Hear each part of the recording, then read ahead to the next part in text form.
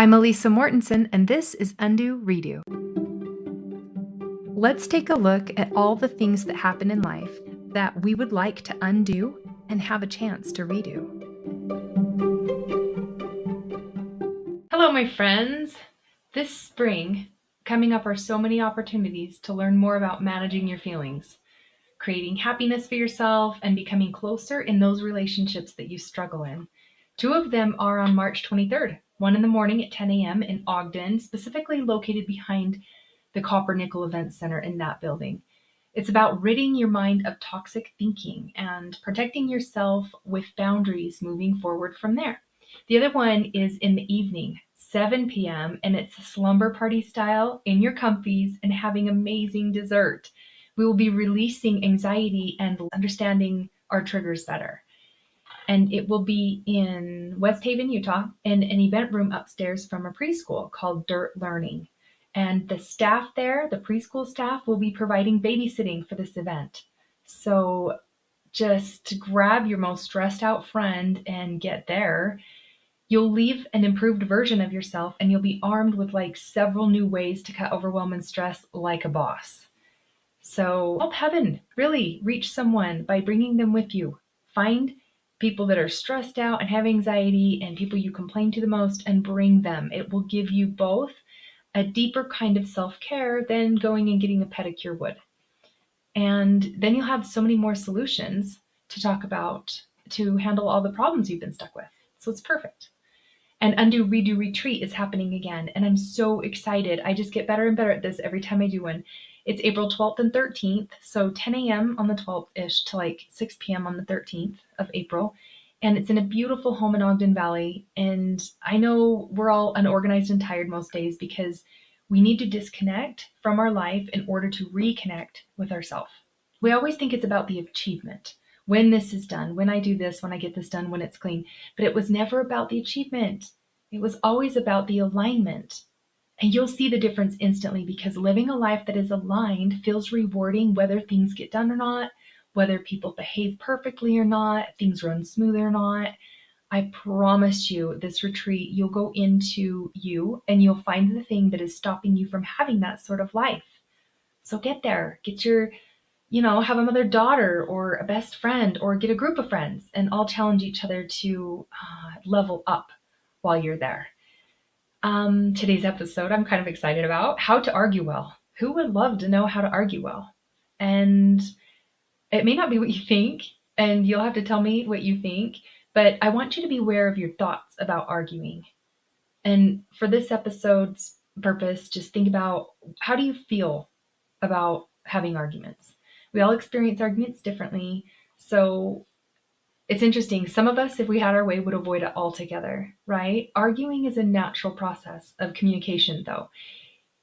And we're not meant to see all things the same, right? Many times we disagree, and it very quickly gets complicated, and we're unable to keep track of what is even going on.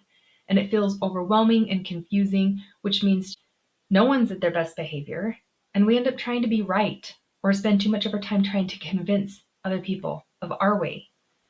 Well, communication is all about expressing our thoughts that come to us in our mind through our own lens of living. And then you put them into words and they're heard and interpreted by someone else through their own lens that's unique to them. And it all goes bad so quickly, right? How did it even happen? How do you even get there? Taking offense is just too easy. It's like the knee-jerk reaction to start any argument. Along with disagreeing, feeling disappointed, becoming uncomfortable and blaming. And then there's the wanting to put an end to it or avoid it by any means possible. And as humans, we go to great lengths to avoid uncomfortable things. Any of these come to play. Sometimes all of these come to play in one single argument. The lens through which each side is coming through, both people exercising their agency. We use our agency based on our habit patterns and our beliefs, and we refer to these as our personality. Some of us have way too high fight or flight response to even disagree in a calm way. That only means that we've attached a negative or very threatening response to arguing. So we're threatened by it, just even thinking about it. It's something we just decided long ago, and it kept us safer then.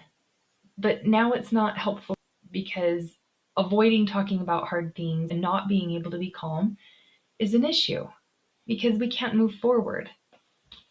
So how we think about arguing matters. Some may say very defensively, it wasn't an argument. We never argue because what? There wasn't any loud voices? I would argue with that because all people have the need to be right and they go back and forth. Hopefully you can see some of this tendency in yourself. I'm going to show you why the way you think about arguing does matter. Arguing makes things grow. It shifts and it changes course on things. Here are some of the ways we think about arguing that need to be undone. There's because it causes someone to resolve never to speak their mind again. Someone will literally be like, that's the last time I share anything. It causes some people to pretend harder next time, like people please, in order to avoid more problems. That could be known as tiptoeing around or walking on eggshells. This is where we learn to be fake in order to control their behavior, making sure nothing is upsetting for them. That fakeness, gone unchecked, in time turns into them not having their own voice anymore. Like you don't have your own voice anymore when you are people-pleasing for too long. Changing who you once were into no longer knowing what you want, after repeatedly forfeiting your wants and allowing them to have it their way. Basically, you lose sight of who you are. Your purpose becomes unclear. You abandon yourself somewhere along the way, and resentment builds inside. You're well-intended, you're the one trying to keep the peace, but hurting yourself isn't noticed by you as long as they are having good behavior towards you. Because heaven forbid you upset them, right? We don't want to cause anyone else's emotions. They get to choose their emotions. Don't think you're all that powerful to make someone else feel things, because you're not. None of us are. They get to choose. If you need a strategy plan for this and it just seems like it's daunting to you, then get on a free call with me and connect to your higher brain and your higher power, and let's together learn how to bring this magic of telling the truth to life for you. It will help you be clear. What else could help you be clear? What else could help you be strong?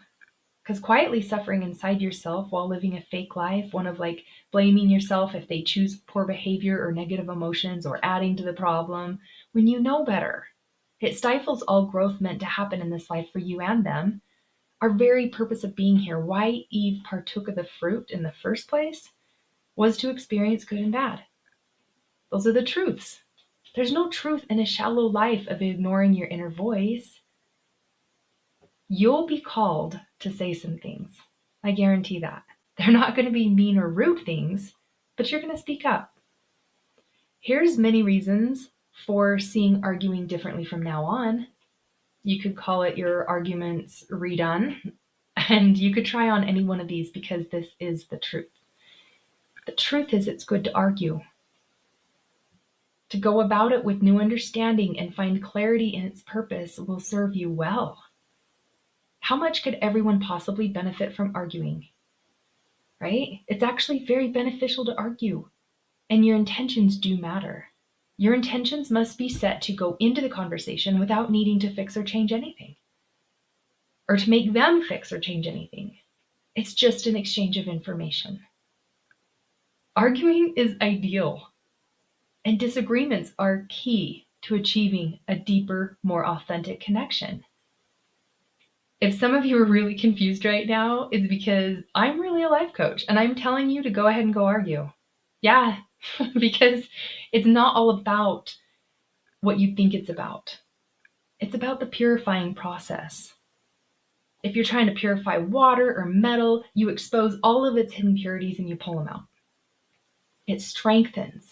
by getting rid of all the little tiny weak things. It creates more understanding. It simply refines everyone involved. It's not about agreeing. It's about allowing the disagreement to be there and choose love regardless. It closes the gaps, it strengthens, and it makes solid foundations for which we build on top of that we no longer get tipped over so easy or feel like we're having to start all over again. You see, it's the reconcile. The point of arguing and how to argue is the coming back part. Being okay with differences levels up a relationship. Having place for duality expands us. It's most important to learn and have many experiences with coming back together in love. That is the most important, that is so very important part. You manage your emotions and you leave them to theirs. Now, quitting and being reactive is part of human nature. So you're just going to have to let yourself do it and let others be human too, because it'll happen. And I'll warn you now, doing any of these totally rocks the boat. Yeah. And starting to try any of this, because I know something you feel inside resonates with you in your situation. It gets worse before it gets better. So expect that. Don't expect it to go well the first introduction to it. You're merely just planting a seed right now. You're planting a seed of what would it look like for me to accept both sides in a complete disagreement and be completely in love still and have it not be a problem. How long does it take a seed to nurture and grow? A whole season. I've talked about this before. It's not a fight or two or a drop or two of water. We're pulling out all those impurities, right?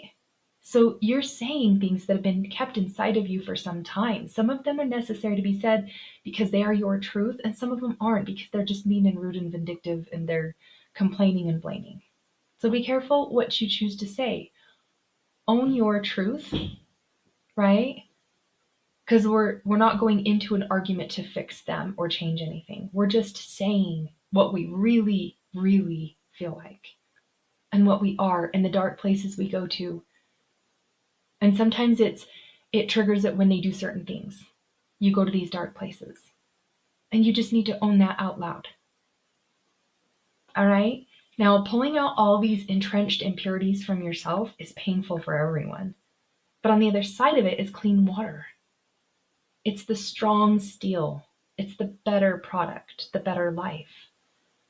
And you may need to start with saying something like, hey, when it gets heated or we're yelling, let's stop. Maybe we'll have a cue or a safe word, and let's come back to it. Or let's agree to give each other lots of room to be ourselves while we're talking, knowing we both have calm and we both have upset inside of us, and we each get to choose either. Anyone at any time, calm or upset. This will help you know that it's healthy to disagree and to have words, and the other person can be upset, and that's okay, and you can be upset, and that's okay. You could plan a time to talk together about putting together some rules around it, promising to each other like anything that is said, no matter what it is, you'll just be open. You'll know it's just thoughts that have gone through your mind that are harmless, and you get to be the big human mess, and they get to be the big human mess that we all are anyway. Without any bad or wrong meaning attached to arguing, you'll likely stay very present with one another. And you'll agree that you both choose love over it all in the end. And you can make that very clear. Love is so much better than being right. Being right is so overrated. You guys, it doesn't last long before you have the need to be right again. So if you're told to calm down, it's no big deal. You could say, I get to decide that. If they say, you shouldn't be reacting this way, then you say, I get to decide that. Keeping ownership throughout and separating control, meaning you control what you are in control over, which is you, and they get to control what they're in control over, which is them, will help. Some of us have a very high fight or flight approach to disagreements, which I mentioned before. you may feel like you're going to risk losing someone. It may be very frightening to you to actually say anything because it might be taken wrong.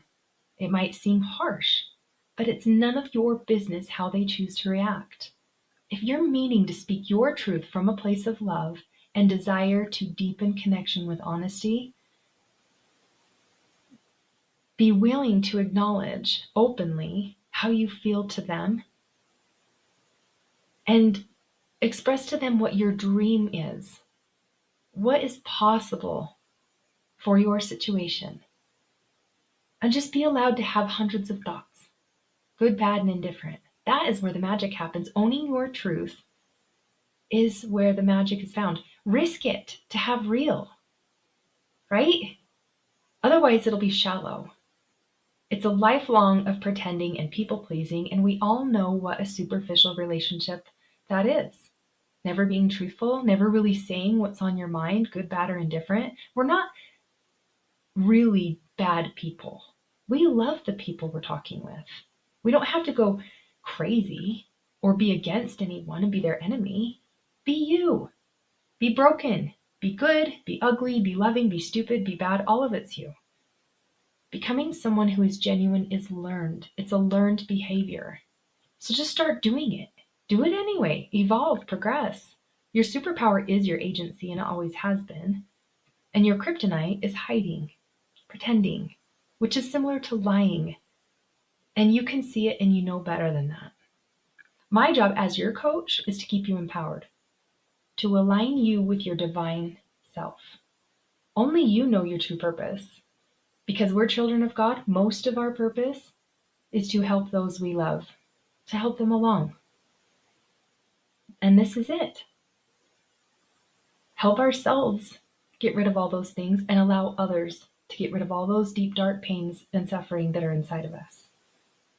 And you must share this with whoever you thought of while you're listening, because the heavens answer our prayers most time through each other. Grab your friends and come to any one of the upcoming events and retreats and get real-time live coaching from me for your situation and become aligned with you and your truth. Make sure you have what you need and know how to argue. All right. I'll talk to you next week, my friends. Bye.